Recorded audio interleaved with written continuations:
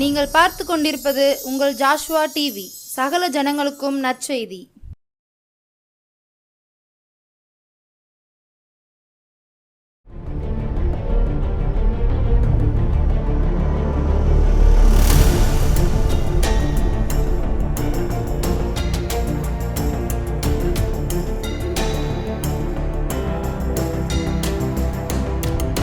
கிறிஸ்துவுக்குள் பிரியமானவர்களே, ஆண்டவராய் இயேசுவின் நாமத்தினாலே உங்களை நான் வாழ்த்துகிறேன். எல்லாம் சந்தோஷமாக இருக்கீங்களா? சரி, இந்த நாளிலும் ஷம்மா ஊழியத்தின் சார்பாக தியான நிகழ்ச்சிக்கு வந்திருக்கிற ஒவ்வொருவரையும் கர்த்தர் அபரிதமாக ஆசீர்வதிப்பாராக. வேதத்திலிருந்து ஒரு வசனத்தை வாசித்து தியானித்து கடந்து செல்வோம். அதற்கு முன்பாக தலையை தாழ்த்தி ஜெபிப்போம். அன்புள்ள ஆண்டவரை, அருமையான அந்த வேலைக்காக நன்றி. நீர் எங்களோடு கூட பேசும். உம்முடைய வார்த்தைகளை கேட்டு இருதயத்தில் பதித்து அதன்படி நடந்து நாங்கள் ஆசீர்வாதமாக இருக்கவும் மற்றவங்களுக்கு ஆசீர்வாதமான பாத்திரமாக திகழ அனுக்கிரகம் பாராட்டும். இயேசுவின் நாமத்தில் ஜெபிக்கிறோம் நல்ல பிதாவே, ஆமேன். 23ஆம் சங்கீதம் 5ஆம் வசனம். என் சத்துருக்களுக்கு முன்பாக நீர் எனக்கு ஒரு பந்தியை ஆயத்தப்படுத்தி என் தலையை எண்ணெயால் அபிஷேகம் பண்ணுகிறீர். என் பாத்திரம் நிரம்பி வழிகிறது. என் பாத்திரம் நிரம்பி வழிகிறது. தாவீது தன்னுடைய அனுபவத்தில் இருந்து தான் சொல்லுகிறார். என்னைக்கு சாமுவேல் தீர்க்கதரிசி என் தலையில் எண்ணெயால் அபிஷேகம் பண்ணினாரோ அந்த அபிஷேகம் என் இருதயமாகிய பாத்திரத்தில் நிரம்பி வழிகிறது. நம்ம எல்லாருக்குமே பிடித்தது என்னென்னா இந்த நிரம்பி வழிகின்ற அனுபவம் தான். நீங்கள் ஒரு கடையில் போய் 1 லிட்ரு நல்லெண்ணெய் வாங்கினீங்கன்னா அந்த குடுவையில் எண்ணெய் அப்படியே வலிஞ்சு அதோடு தான் நம்மளுக்கு ஊற்றுவதை பார்க்கிறோம். பால் கரண்ட் 1/2 லிட்ரு பால் வேணும்னா அந்த 200 லிட்ரு அளவில் அப்படியே பால் நிரம்பி வலிஞ்சு அதைத்தான் ஊற்றுவதை பார்க்கிறோம். அரிசி, கடலை, இந்த மாதிரி கடையில் போய் ஜாமான் வாங்குங்க, ஒரு ஆளாக்க வச்சு அதில் கடலையோ அரிசியோ அப்படியே நிரம்பி வலிஞ்சு அதைத்தான் நம்ம பையில் கொடுப்பாங்க. அப்போ நம்ம எல்லாருக்குமே இந்த நிரம்பி வலிகின்ற அனுபவம் தான் நம்மளுக்கு ரொம்ப பிடிக்கும். ஒரு குடத்தை எடுத்துகிட்டு தண்ணி பிடிக்க போகிறீங்க, அங்கே யாராவது 3/4 குடம் போதும் அப்படின்னு சொல்கிறோமே, இல்லை, அந்த பைப்பை திருக்கி விட்டு அந்த குடம் நிரம்பி வலிகிறதண்டி நாம் வெயிட் பண்ணுறோம், பொறுமையாக இருக்கிறோம். அது போல தான் நம்முடைய உள்ளம், இருதயமாகிய பாத்திரம் நிரம்பி வழிகின்ற அனுபவத்தை கர்த்தர் இந்த நாளிலே கொடுக்க போகிறார். உங்கள் வாழ்க்கையில் ஒரு குறைவு இருக்காதுங்க. இன்னைக்கு கர்த்தர் உங்களோடு கூட பேசுகின்ற காரியம், நீங்கள் எதுவாக இருந்தாலும் உங்கள் வாயிலிருந்து இனிமேல் இல்லைன்ற வார்த்தை வரவே வராதுங்க. ராத்திரி 12 மணிக்கு பக்கத்து வீட்டுக்காரங்க வந்து கதவை தட்டி, எனக்கு அரிசி வேணும், ஒரு தக்காளி வேணும், உனக்கு பால் வேணும், ஒரு 2000 ரூபாய்க்கு சில்லறை வேணும், எது கேட்டாலும் இல்லை என்று சொல்லாமல் மற்றவங்களுக்கு கொடுக்கத்தக்கதாக உங்களுடைய பாத்திரம், பணம் வைக்கிற பெட்டி, நீங்கள் அரிசி ட்ரம்மு, ஆயில் பாத்திரங்கள், உப்பு புளி மிளகாய் எதுவாக இருந்தாலும் அதெல்லாம் நிரம்பி வழிகின்ற அனுபவத்தை தேவன் உங்களுக்கு கொடுப்பார். அல்லேலூயா! கேட்கறக்கு எவ்வளவு சந்தோஷமாக இருக்குது பார்த்தீங்களா? என் பாத்திரம் நிரம்பி வழிகிறது. தாவீது சொல்வதற்கு காரணம் என்ன? என் பாத்திரம் நிரம்பி வழிவதற்கு காரணம் கர்த்தர் எனக்கு மேய்ப்பராக இருக்கிறார். அந்த காலத்திலலாம் மேய்ப்பர்கள் தான் முன்னாடி போவாங்க, ஆடுகள் பின்னாடி வரும். இந்த காலம் அப்படி கிடையாது. ஆட்டை முன்னாடி விட்டுட்டு மேய்ப்பர்கள் பின்னாடி வருவாங்க. ஆடு மேய்ப்பன் பின்னாடி செல்லும். மேய்ப்பன் எங்கு செல்கிறாரோ அங்கே தான் அந்த ஆடுகள் போகும். இன்னைக்கு உங்களுடைய வாழ்க்கையிலையும் கர்த்தரை மேய்ப்பராக வைத்து கர்த்தருக்கு பின் செல்லும் பொழுது நான் தாழ்ச்சி அடையேன். தாழ்ச்சினா என்ன? குறைவுபட மாட்டேன். உங்கள் வாழ்க்கையில் குறைவே இருக்காது. ஞானம், அறிவு, புத்தி, ஞாபக சக்தி, புரிந்து கொள்கிற சக்தி, பொருளாதாரம், பணம், ஐஸ்வர்யம் எதுவாக இருந்தாலும் சரி, உங்கள் வாழ்க்கையில் இல்லைன்ற வார்த்தையே வராது. கர்த்தர் நிறைவை கட்டளையிடுவார். அதைத்தான் பவுல் சொல்கிறாரு பிலிப்பியர் 4:19, என் தேவன் தம்முடைய ஐஸ்வர்யத்தின்படி கிறிஸ்து இயேசுவுக்குள் உங்கள் குறைவெல்லாம் நிறைவாக்குவார். உங்களுக்கு என்ன குறை இருக்குது? போன வருஷத்தில் குறைவோடு வந்திருக்கலாம், இந்த வருஷம் கர்த்தர் உங்களுக்கு நிறைவை கட்டளையிடுவார். உங்கள் பாத்திரம் நிரம்பி வழியும். கர்த்தர் என்னை இம்மட்டும் ஆசீர்வதித்திருக்கிறார். கர்த்தர் எனக்காக யாவையும் செய்தார். கர்த்தர் எனக்காக வழக்காடுவார், எனக்காக யுத்தம் செய்வார் என்று நீங்கள் சாட்சி சொல்லத்தக்கதாக உங்கள் குறைவை நிறைவாக்க தேவன் சித்தமுள்ளவராக இருக்கிறார். டோன்ட் ஃபியர், பயப்படாதீங்க. கிறிஸ்துவுக்குள் பிரியமானவர்களே, உங்கள் பாத்திரம் நிரம்பி வழியணும். சரி, எதால நிரப்ப போகிறார்? அன்னைக்கு நம்ம இருதயமாகிய பாத்திரம் எதால் நிரப்பப்பட வேண்டும்? அப்போஸ்தலர் 10:38 வாசித்தீங்கன்னா, நசரனாகிய இயேசுவை தேவன் பரிசுத்தாவினாலும் வல்லமையினாலும் நிரப்பினார். அப்போ நாம் நிரப்ப வேண்டிய காரியங்கள் இங்கு 2. ஒன்று, நாம் பரிசுத்த ஆவியினால் நாம் நிரப்பப்பட வேண்டும்.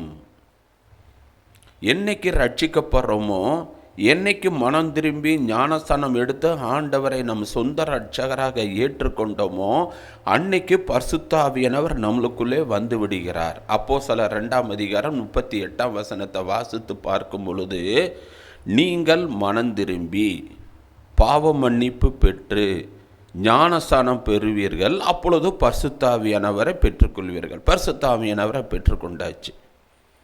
இந்த பரிசுத்த ஆவியானவரை துக்கப்படுத்தாதபடி அனல் மூட்டி எழுப்பணும். எபேசியர் 4:30 அதைத்தானே பார்க்குறோம். நீங்கள் மீட்கப்படும் நாளுக்கென்று முத்திரையாக பெற்ற அந்த பரிசுத்த ஆவியை துக்கப்படுத்தாதிருங்கள். நம்மளுக்கெல்லாம் நித்திய ஜீவன் அல்ல, இந்த என்டையர் லைஃபுக்கு ஒரு முத்திரை சீல் குத்தியாச்சு.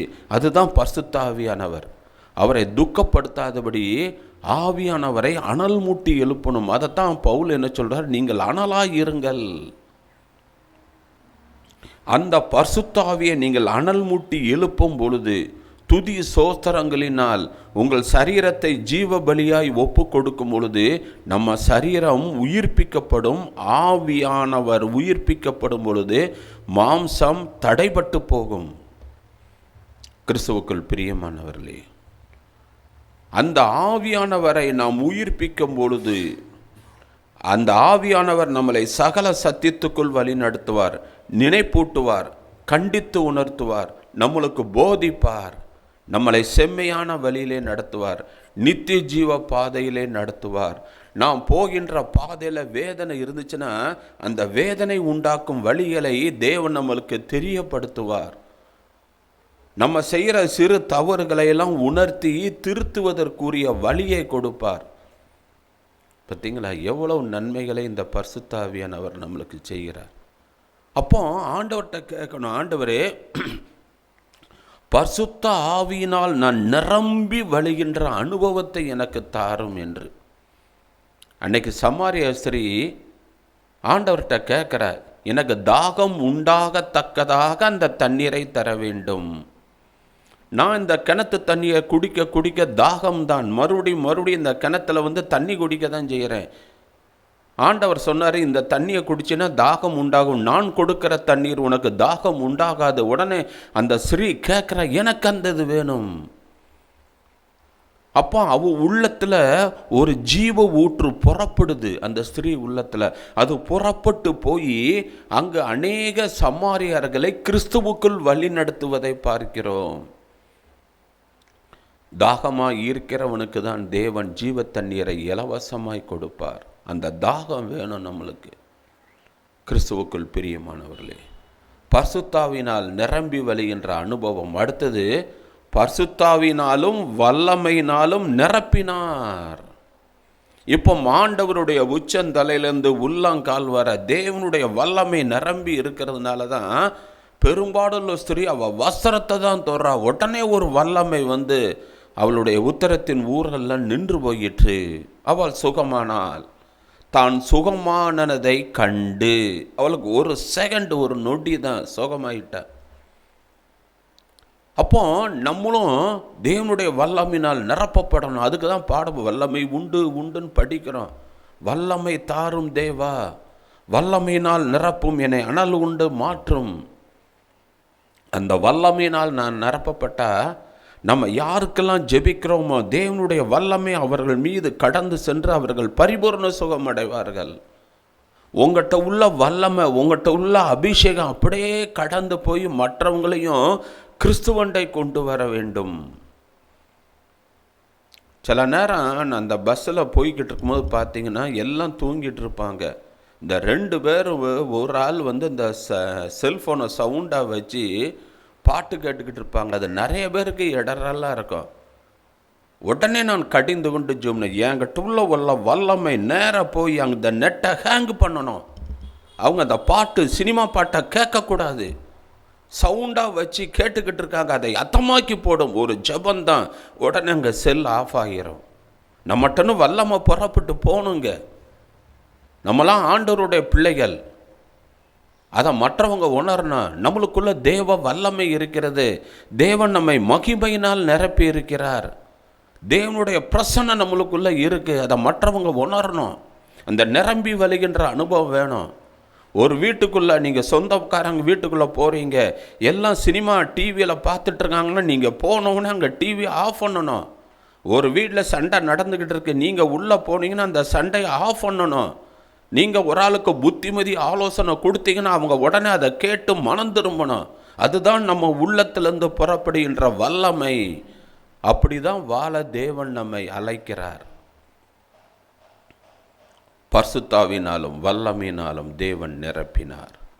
அடுத்ததாக என்ன பார்க்கிறோம்? நீதிமொழிகள் 3ஆம் அதிகாரம் 10ஆம் வசனம். உன் களஞ்சியங்கள், உன் ஆலைகளில் பாருங்க, களஞ்சியங்களில் தானியம் நிரம்பி வழியுமா, ஆலைகளில் திராட்சரசம் புரண்டு ஓடுமா.